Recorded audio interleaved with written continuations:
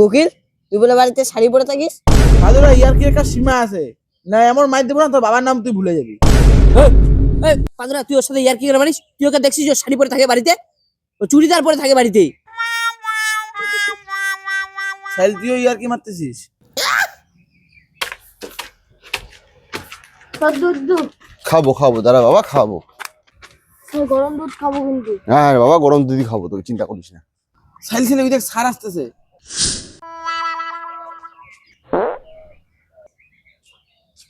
নাম বাবা নাম।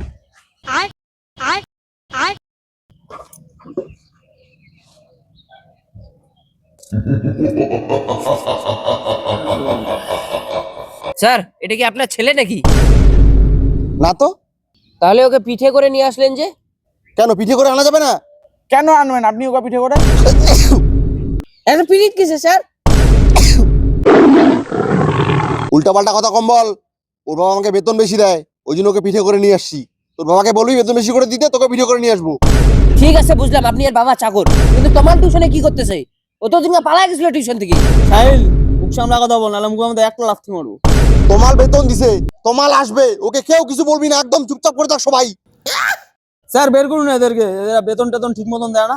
এই দেখ আমাদেরকে অপমান করতেছে। স্যার তুমি বের করে দেন না, বেতন ঠিক করে দেয় না। দাদা দেখ, আমাদেরকে অপমান করতেছে এরা। স্যার, এরা কি আমাদেরকে অপমান করতে আসছে? কেন এখন খারাপ লাগতেছে?